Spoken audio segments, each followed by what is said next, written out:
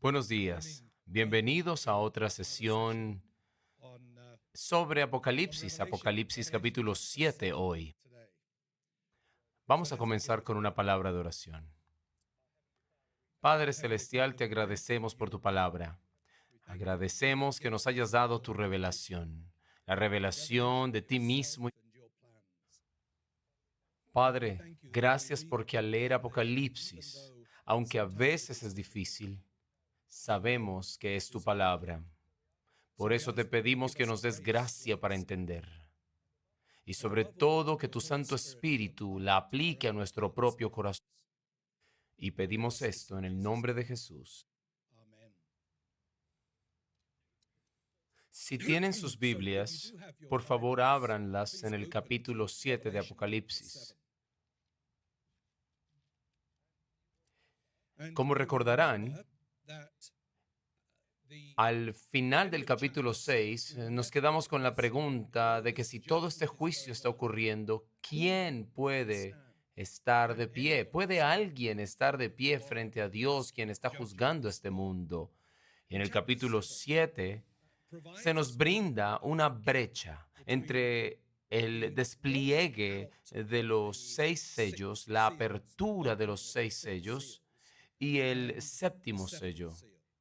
Así que es como si hubiese una pausa para responder a la pregunta, si estamos recibiendo todo este juicio, ¿qué pasa ahora para aquellos que conocen y aman al Señor Jesús? Y en los versos 1 al 17 del capítulo 7 encontramos que los siervos de Dios están sellados. El capítulo 7 se trata principalmente de responder esa pregunta desde el final del capítulo 6. Los que podrán estar de pie serán aquellos sellados.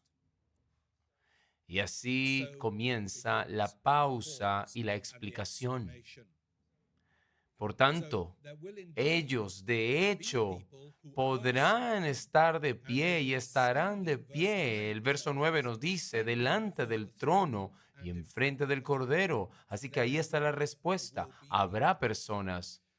Así que después de esto, Juan dice que vio 4 ángeles y su deber, como veremos, es contener el mal que se está derramando sobre el mundo, mientras se pone un sello en las frentes del pueblo de Dios, los siervos de Dios. Permítanme entonces hacer un par de puntos aquí.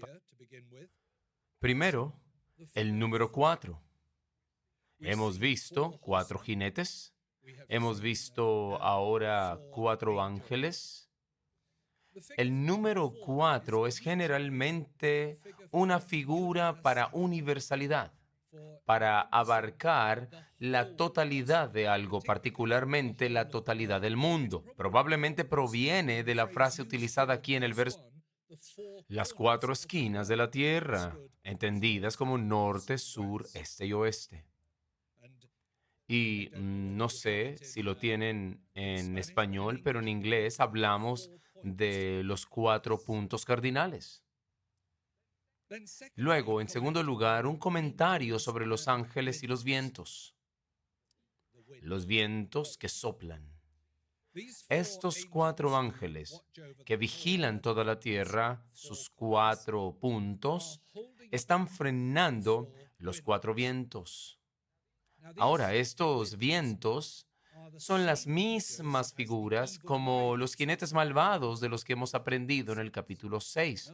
En otras palabras, son aquellos a quienes Dios les permite salir y conquistar la tierra, excepto que Dios nunca les permitirá conquistar completamente. Y los vientos son otra descripción de esos mismos 4 jinetes. La apertura sucesiva del rollo ha revelado el juicio de Dios tal como se lleva a cabo en el mundo, incluso en esta época, la era de las 7 iglesias y la era en la que vivimos. Pero frecuentemente ahora hemos leído de cómo Dios preservará a su pueblo, sus iglesias, y se conservarán en todo este periodo de tiempo, esta era. Y aquí lo que estamos viendo es cómo se preserva la iglesia. Leemos que otro ángel trae una orden de Dios a los 4 ángeles: no dañen la tierra, ni el mar, ni los árboles, hasta que hayamos sellado a los siervos de nuestro Dios en sus frentes. En tercer lugar, permítanme comentar sobre el sello del Dios viviente. La idea de que el pueblo de Dios sea sellado para su protección nos recuerda seguramente a la Pascua en Éxodo. Como recordarán, el sacrificio del cordero, cuando la sangre se ponía en los dinteles de la puerta de las casas para que el hijo mayor no muriera a medida en que el ángel destructor pasaba. El pueblo de Dios fue protegido con un sello hecho con sangre, ya que Dios envió un ángel maligno de juicio sobre los egipcios. Nuevamente, los siervos de Dios deben ser sellados con un sello en sus frentes para su protección en contra del juicio de Dios. Noten, y dije esto antes, pero debido a algunos puntos de vista escatológicos necesito repetirlo. Noten que no son sacados de este mundo a un lugar separado o a una escena separada. Los hijos de los israelitas no fueron sacados de Israel salieron luego, pero en ese momento estaban justo en medio de Egipto mientras el ángel cruzaba, pero Dios los selló para que no sufrieran el juicio que venía sobre los egipcios. Y en una manera eso se convierte en un paradigma en varios lugares, un paradigma de lo que se habla en Apocalipsis. Veremos más adelante que las plagas, bueno, ya lo hemos mencionado, que las plagas se basan en lo que sucedió en Egipto con Moisés. Y la última gran plaga es la destrucción de los primogénitos del pueblo de Egipto. Por tanto, aquí son sellados, pero quedan entre la gente.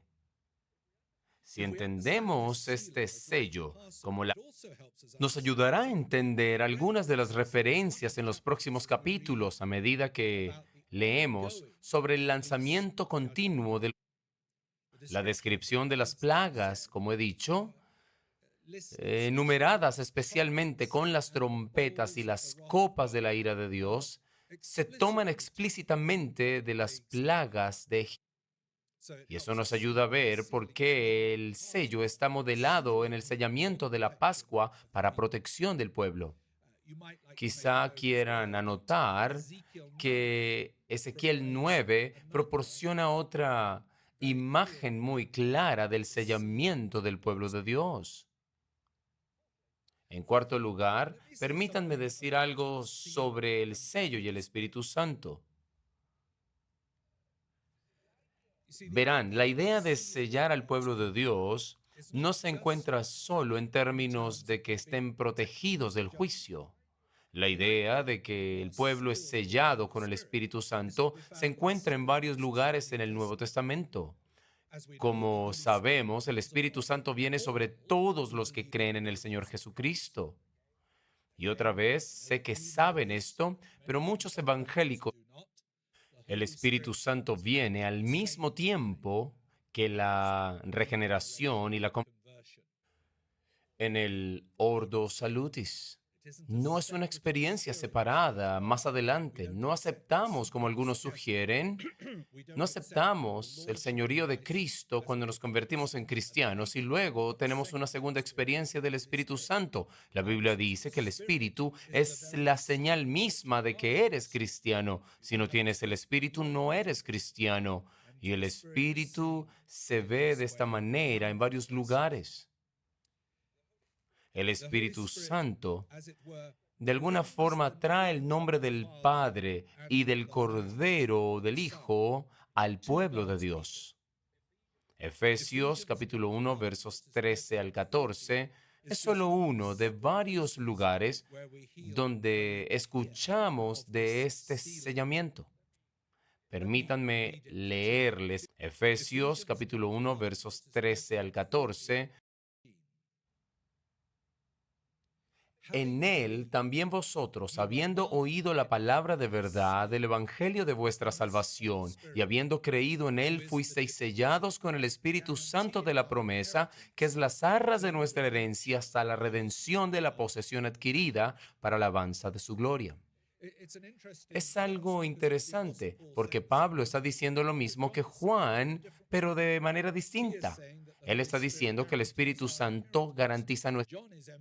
Juan enfatiza que el Espíritu Santo nos sella para protegernos, para que podamos tener nuestra herencia. Es el que nos sella. Entonces Pablo solo dice cosas muy similares, pero de otra manera y con diferente vocabulario. Y en Efesios 4, capítulo 4, verso 30, Efesios 4, 30, leemos esto. No contristéis al Espíritu Santo de Dios, con el cual fuisteis sellados para el día de la redención. En otras palabras, Pablo dice lo que Juan está diciendo. Llegarán allí, son el pueblo de Dios porque han sido sellados. Así que el Espíritu Santo, quien es Dios con nosotros, es de hecho el sello del Dios viviente. A medida que los jinetes, las trompetas y las copas de la ira de Dios se revelan sucesivamente en este libro, siempre se nos pide que a través de todo, el pueblo de Dios está espiritualmente protegido y sellado, ahora y hasta el día del juicio, hasta que se reciba la herencia completa. Es de ellos. Se conoce el fin, se conoce la meta.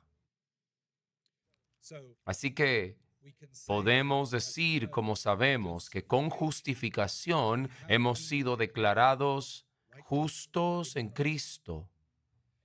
En otras palabras, el juicio del día final se ha adelantado al presente para que estemos seguros. Y también podemos decir que cuando somos justificados por fe, nos convertimos en cristianos y somos sellados por el Espíritu, y el Espíritu garantiza que el tiempo entre esa conversión y el tiempo de la segunda venida está cubierto, de que nosotros somos sostenidos por Dios durante ese tiempo.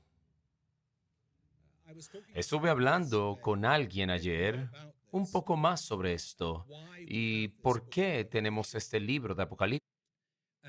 Y creo que es muy importante recordar que aunque a lo largo de las Escrituras tenemos una guía clara sobre cómo debemos vivir hoy, incluso si solo tuviésemos Isaías, sabríamos que al final tenemos una herencia que nos espera. Lo que el resto de la Biblia no le presta mucha atención es a este tiempo entre la ascensión de Cristo, que es donde terminan los evangelios, y la segunda venida de Cristo. Tenemos la experiencia de las iglesias primitivas en las epístolas y eso es sumamente útil, pero tenemos que luchar con la teología de nuestra existencia ahora. Y el apóstol Pablo hace algo de eso y Pedro, como vimos ayer, lucha con un poco de eso. ¿Por qué se demora tanto? Pero la visión de Juan nos da este panorama extraordinario de toda esta era y Dios obrando en esta era. Entonces, quinto, ¿quién es sellado? Los versos 4 al 8 nos dicen que son 144,000. Y, ¿qué problemas esto ha causado? Algunos sugieren que los 144,000 representan el remanente del Israel físico, es decir, los judíos fieles. Sin embargo, hasta este punto, todo lo que hemos leído se refiere a las 7 iglesias y a la iglesia en general. Así que parece más probable que los 144,000 representen a la iglesia, Para los escritores del Nuevo Testamento, el concepto de una distinción entre judíos y gentiles ahora ha sido desafiado. Todas las personas que son fieles a Cristo, sean judíos o gentiles, son uno en Cristo y son el pueblo de Dios. Las promesas que alguna vez se pensaron aplicaban solo al Israel físico, ya se ha demostrado en este libro que se aplican a todo el pueblo de Dios. Son los cristianos quienes ya han sido llamados en este libro por el término judío un reino de sacerdotes. ¿Recuerdan? Vimos eso en el capítulo 1, verso 6 y el capítulo 5, verso 10. Entonces ya aprendimos eso. Un nombre dado por Dios al pueblo judío ahora se ha aplicado muy claramente a los gentiles y a judíos, pero a los creyentes en Dios. El número 144,000 es un número simbólico de plenitud. De hecho, podemos ver otros usos de múltiplos de 12 para plenitud, especialmente en el capítulo 21. Recuerden las medidas de la ciudad y el número 12 repetido muchas veces en esa descripción y la descripción de la Nueva Jerusalén. Aquí el número es simplemente 12 por 12 por 1000. Y nuevamente, el número 1000 parece representar la totalidad, mientras que la cifra de 12 por 12 probablemente se extrajo originalmente de las 12 tribus de Israel mencionadas, combinadas con los 12 apóstoles. Ese es probablemente el origen de esto. Pero cuando la gente escuchó 144,000, estoy seguro de que no pensaron, ok, 12 apóstoles por 12 tribus por 1000, solo porque es una buena cifra, es igual a 144,000. No creo que pensaran así, creo que pensaron como tú y yo, se supone que debe ser una figura de plenitud, una cifra completa que está diciendo, este es el pueblo de Dios. Es interesante al ver esto, las tribus que se mencionan. La tribu de Judá se menciona primero. Aunque esto rara vez es cierto en cualquier otro lugar, y es probablemente para recordarnos que fue a través de Judá que las promesas del Mesías se cumplieron. Ya lo hemos visto en este libro también, el león de Judá, y así sucesivamente. La profecía original en Génesis 49:10 también apunta a la inclusión de todos los pueblos. Es muy importante recordar. Empezar a enlistar algo que empieza con Judá en la mente bíblica ya está incorporando a los gentiles. Porque en Génesis 49, versículo 10, esa es la promesa a Judá. Así que si mencionan a Judá en este contexto, no es simplemente su tribu, sino todas las personas que se han incorporado. Eso fue prometido por Jacob en su bendición a Judá. ¿Ven cómo funciona? Así que Judá se convierte en representante de todas las personas que cumplen la promesa que Jacob le hizo a Judá hace tantos años. Entonces, de nuevo, comenzar con la tribu de Judá reafirma nuestra opinión aquí de que la mención de las tribus de Israel debe verse como algo que incluye a todos los que pertenecen a Cristo y excluye tanto a judíos como a gentiles que no pertenecen a Él. Por tanto, en esta primera parte del capítulo 7, Juan nos lleva de regreso a la respuesta de cómo el pueblo de Dios está protegido en el juicio. Esto sucederá cuando el pueblo de Dios sea sellado por el Espíritu y el número de sellados esté completo. En otras palabras, todos los que serán salvos y perseveran a través de las pruebas y tribulaciones de esta era están protegidos por Dios. Nadie puede ser dañado espiritualmente. Esa gran verdad se expresa en una variedad de formas. Aquí es pero en el Nuevo Testamento está esa verdad.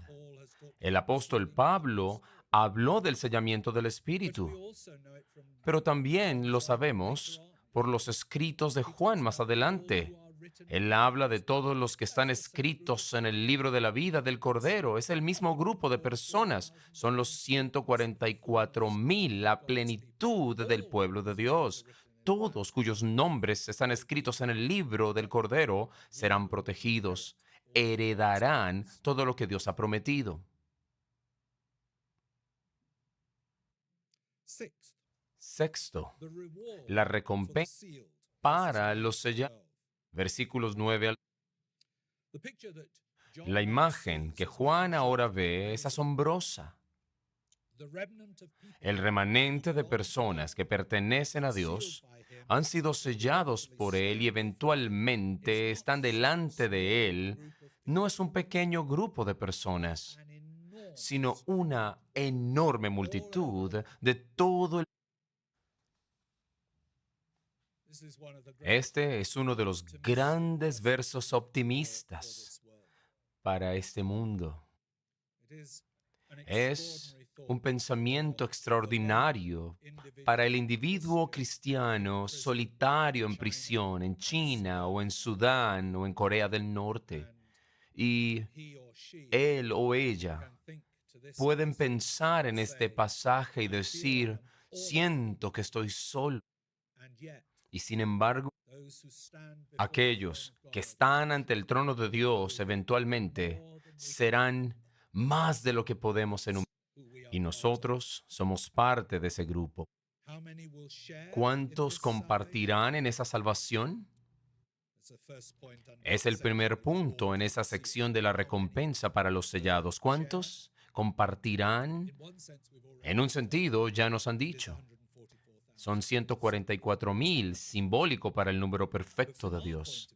Pero desde nuestro punto de vista, la pregunta aún debe responderse si serán muchos o serán pocos. Y la respuesta es que el pueblo completo de Dios es una gran multitud. Si para el final de la apertura del sexto sello, nosotros también hemos comenzado a hacer la pregunta del capítulo 6:17, ¿quién podrá resistir? Porque la ira de Dios parece tan severa como se ha derramado sobre la tierra. La respuesta es, números incontables pueden resistir por obra de Dios, por su Espíritu, protegiéndolos. Nuestra tentación siempre es sentir que somos un pequeño grupo de personas solitarias. Quizá algunos de ustedes serán pastores y su iglesia será de 5 o 6 personas. Sabía que la mayoría de las iglesias, incluso en los Estados Unidos, donde tenemos estas iglesias grandes, el tamaño promedio de una iglesia en Estados Unidos es de 50 personas. En un país donde el Evangelio se ha predicado durante mucho tiempo. En Inglaterra, creo que el tamaño promedio es mucho más pequeño. Por tanto, a veces sentimos que somos un pequeño grupo. Estaba hablando con alguien ayer sobre trabajar en las montañas del Perú. Y, saben, una pequeña iglesia en las montañas, rodeada de personas que pueden tener una religión tradicional o una especie de fe católica romana nominal. Te sientes muy aislado, muy pequeño. Y aquí está el recordatorio de Dios para ustedes y para todos. El número es extraordinario. En realidad, y lo veremos en un momento, pero lo que Juan también nos muestra es que la iglesia en varias épocas disminuye, pero siempre resurge. Dios siempre está cuidando de su iglesia. Por tanto, por un tiempo definitivamente hubo muchos cristianos en Europa, nunca la mayoría, pero muchos. Ahora, si quieren ver dónde hay más cristianos, Y estoy hablando en términos generales, no específicamente de cristianos reformados, pero si desean ver en términos generales dónde está la mayor cantidad de cristianos, entonces deben ir a África o a China. Y estos son lugares donde pensamos que el Evangelio había desaparecido. Y si quieren ver dónde la iglesia es una minoría y pequeña, y se preguntan si sobrevivirá, vayan a Inglaterra. Dios bendice, pero al final todos somos parte de esta enorme multitud de personas. Juan ve en este capítulo, y aquí lo pueden ver, Juan ve una gran multitud que nadie podía contar de cada nación, tribu, pueblo e idioma. Y están de pie, dice, ante el trono y el Cordero, y ofrecen alabanzas a Dios. Y es la misma alabanza que se ofrece en el capítulo 4, versos 9 y 11. Ustedes recuerdan alrededor del trono, y en el capítulo 5, verso 12, donde Cristo es el enfoque. Sin embargo, para que no haya ninguna duda sobre la identidad de los 144,000 que están vestidos con túnicas blancas, uno de los ancianos en el verso 13 plantea la pregunta con el fin de ofrecer una respuesta. Así que el anciano les dice que estos vestidos en túnicas blancas son aquellos que han salido de la gran tribulación. Y hemos visto hasta ahora que, por supuesto, las 7 iglesias están atrapadas en una gran tribulación. Y veremos más adelante, si tenemos tiempo, hablaremos de las 7 iglesias, pero Dios habla, Jesús les habla acerca de la tribulación en las que están involucrados. Entonces, estas son personas que claramente involucran tanto a gentiles como a judíos. Sin embargo, una vez más, aquí hay un versículo que ha causado un debate considerable. Algunos han sugerido que la gran tribulación es un periodo particular de persecución que estalla justo antes de la venida de Cristo.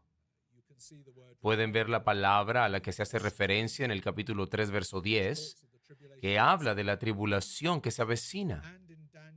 Y en Daniel capítulo 12, verso 1. Volveremos a esto más adelante. Pero a medida que hemos estudiado el pasaje, esta visión ha señalado algo mucho más general que solo algo que ocurre justo antes de la venida de Cristo. Estas son seguramente, estas personas que vemos aquí, es la compañía de todos los creyentes sellados.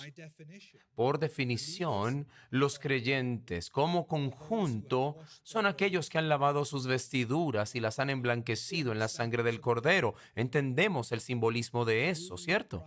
Que a través de la muerte de Cristo en la cruz hemos sido hechos justos. Su perfección, su justicia se ha contado a nosotros, a nuestra cuenta. Así que por definición, aquellos que han lavado sus ropas y las han emblanquecido en la sangre del Cordero son todos los cristianos. No hay un grupo de cristianos quienes visten túnicas blancas y son lavados en la sangre del Cordero y otro grupo que no. Todos somos lavados en este sentido en la sangre del Cordero. Todos estaremos vistiendo las túnicas blancas de justicia. Entonces, en realidad, capturamos un vistazo aquí de nosotros mismos en el futuro. Eso es lo que estamos viendo.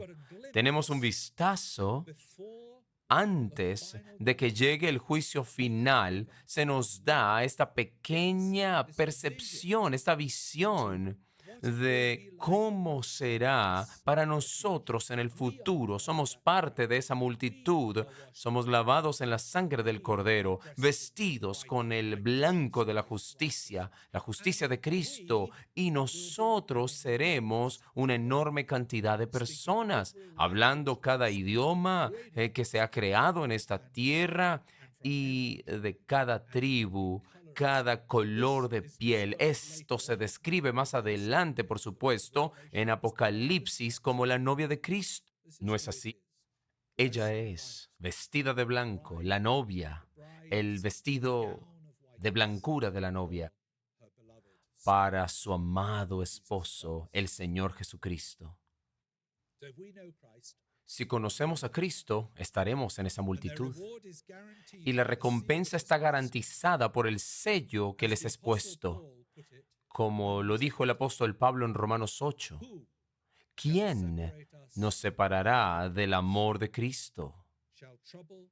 ¿Problemas, penalidades o persecución, hambre o desnudez, peligro o espada?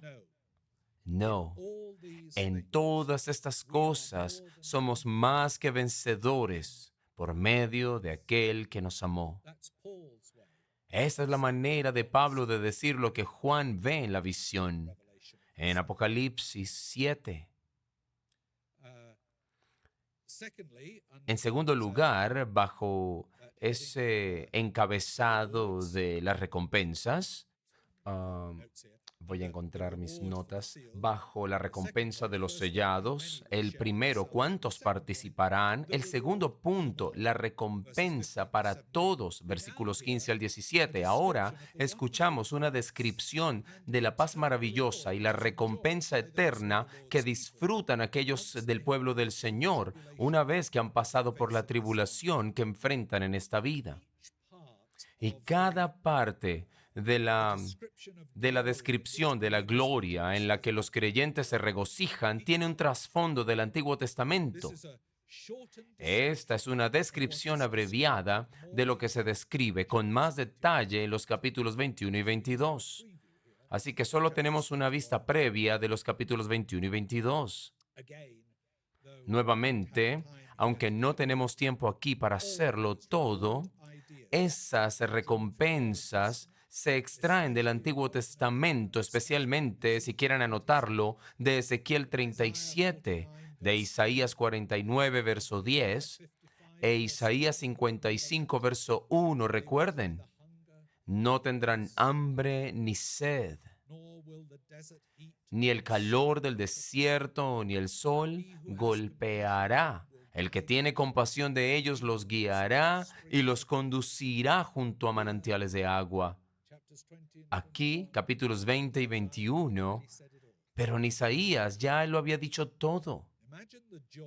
Imaginen el gozo de los cristianos que sufren en las 7 iglesias. Imaginen su emoción al ver que las promesas que les acaban de ser hechas se harán realidad. Las promesas de Jesús a sus iglesias no son palabras vacías, sino que recibirán un cumplimiento real y sustancial. Entonces, en una maravillosa mezcla de metáforas, vemos que el Cordero es su pastor. Noten que el Cordero, Jesucristo, es exaltado y está sentado en el trono. Es un capítulo asombroso.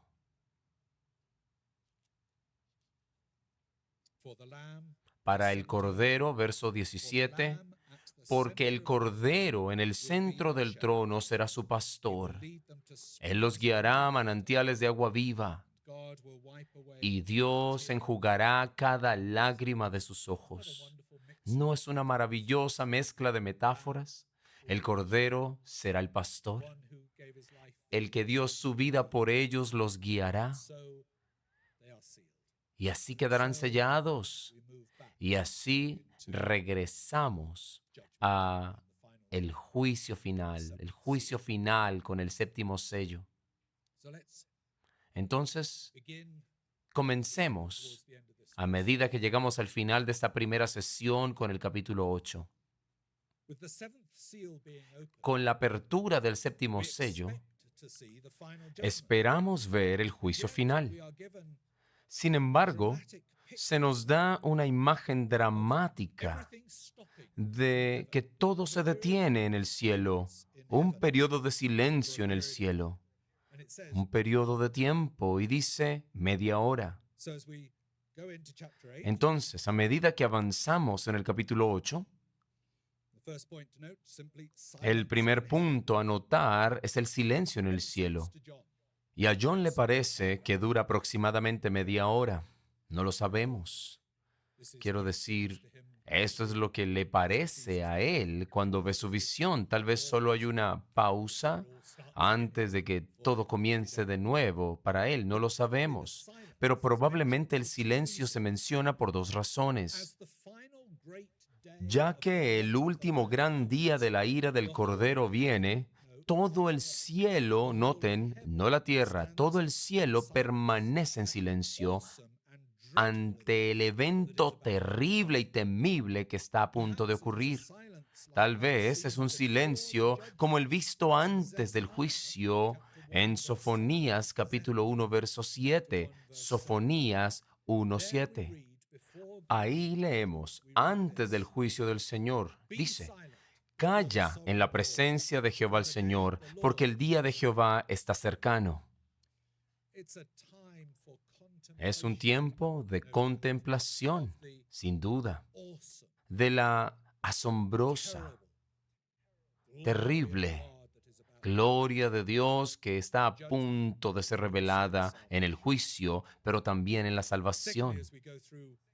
En segundo lugar, al avanzar esos versos iniciales, verso 3, hay oraciones en el cielo.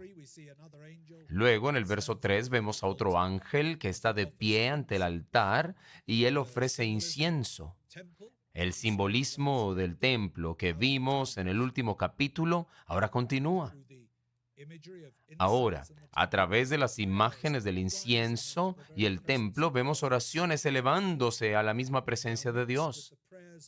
Y se mezclan con las oraciones de todos los que ya adoran en su presencia.